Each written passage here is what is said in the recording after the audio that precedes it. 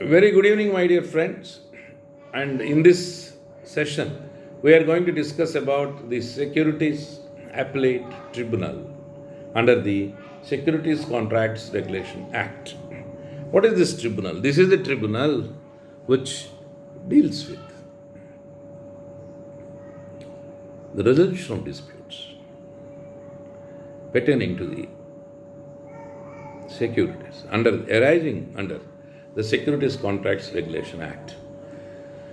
Friends, under SEBI Act, Depositories Act, and this SECRA, that is Securities Contracts Regulation Act, these particular disputes would be resolved by the Securities Appellate Tribunal.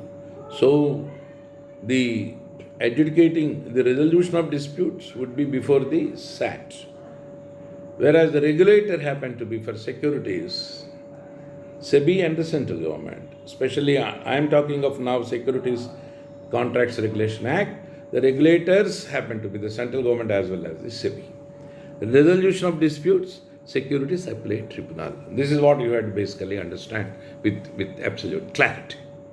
Now we come to section clause GB, small gb, of section 2 of the Securities Contracts Regulation Act. The Securities Appellate Tribunal means the Securities Appellate Tribunal as established under subsection 1 of section 15K of the Securities and Exchange Board of India Act 1992. So, prima facie, the SAT was established under SEBI Act. This is the most important aspect. Then, friends, the Constitution and other various acts, various subjects have to be taken into account under SEBI only, under the Securities and Exchange Board of India Act 1992. Then the channeling and approach under different enactments, right, are different. That for that purpose, we have to take the appropriate legislations. That is where the Securities and Exchange Board of, India Act deals with establishment of SAT, and Securities Contracts Regulation Act deals with the channeling.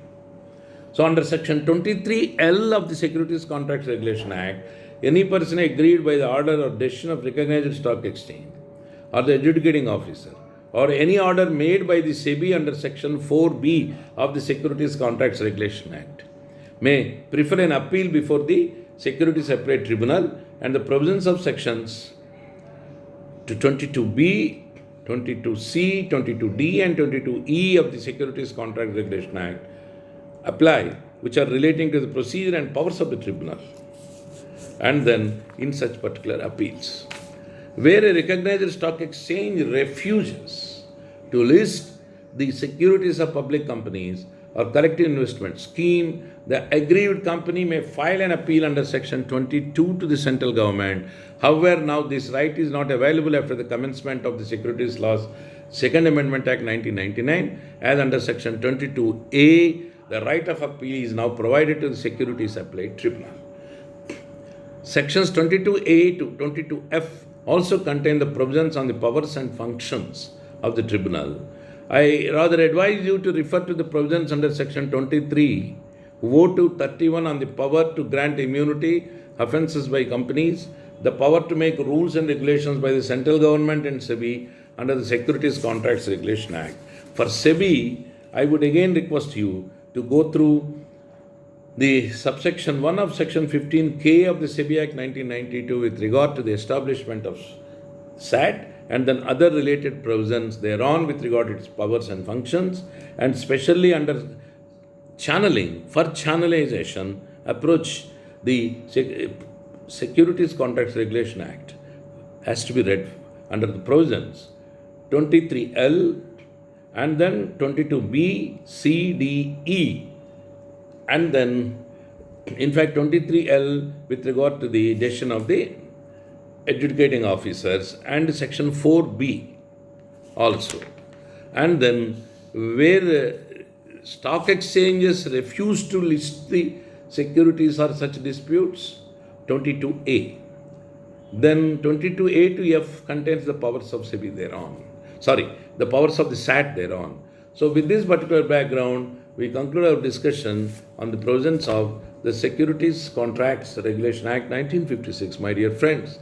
And in our future lessons, we will immediately switch over to the features and administration of the Securities and Exchange Board of India Act 1992 and then various provisions thereon, which would be the subject matter for your first internal examination.